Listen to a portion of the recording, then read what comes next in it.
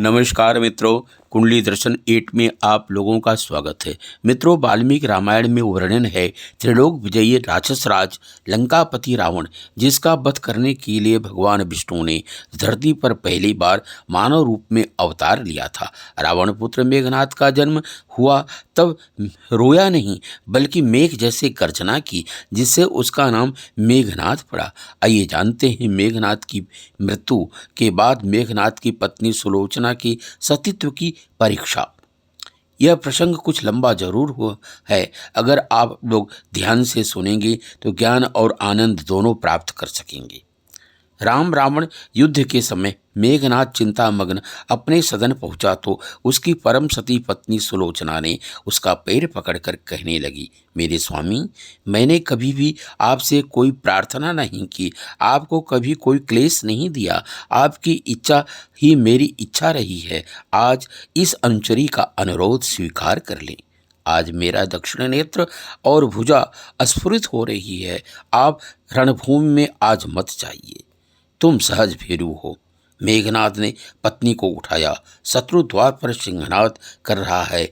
मैंने पिता को आश्वासन दिया है, अब प्राण भय से बैठा रहा जा सकता है तो तुम स्वयं कह रही हो कि तुम्हारा सौभाग्य तुम्हारे सतीत्व से सुरक्षित है। सुलोचना ने कहा, यह सत्य है, फिर भी आज मेरा विश्वास विचलित हो रहा है। सबकी शक्ति की सीमा है। सीता महासती है। मेरा हृदय कहता है कि कोई और है, संभवतः लक्ष्मण की पत्नी। मेरे सतीत्व की शक्ति उसकी अदृश्य शक्ति के सम्मुख कुंठित हो रही है।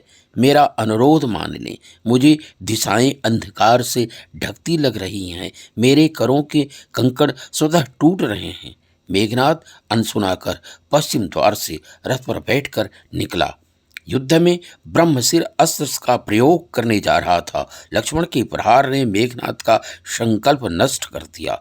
अब लक्ष्मण पर दिव्यास्त्र वृष्टि करने लगा। दोनों प्रलय पावक के समान दुर्धर्ष दोनों दिव्यास्त्रों के मर्मज्ञ।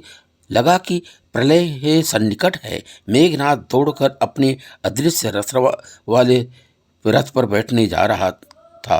तभी लक्ष्मण ने कहा कि राम संकल्प संध हैं, धर्मात्मा हैं, तो यह समुज्ज्वल सबसे प्रचंड महासायक इस महामायावी को मार दे।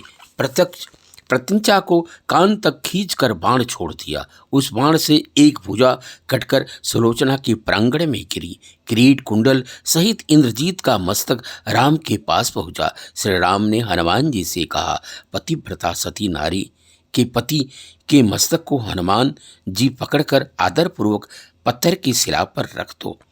उधर सुलोचना के हाँ कहने पर मेघनाद की कटी हुई भुजा ने लिखकर लक्ष्मण का गुणगान किया।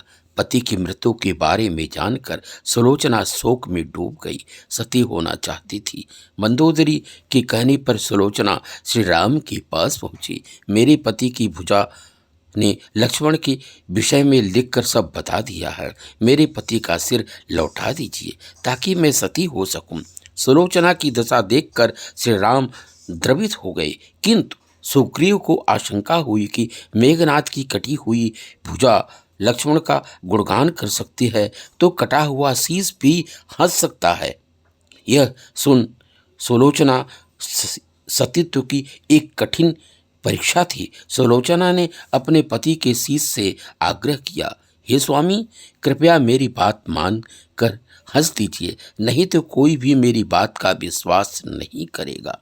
मैंने बहुत बड़ी भूल की। अपने पिता बासुकीनाग को सहायता के लिए बुला लेती तो अच्छा होता। यह सुनकर तुम्हारे पिता शेषनाग का अवतार लक्ष्मण का है, उन्हीं ने तो मेरा वध किया है। यह जानकर के कटा हुआ शीश हंसने लगा।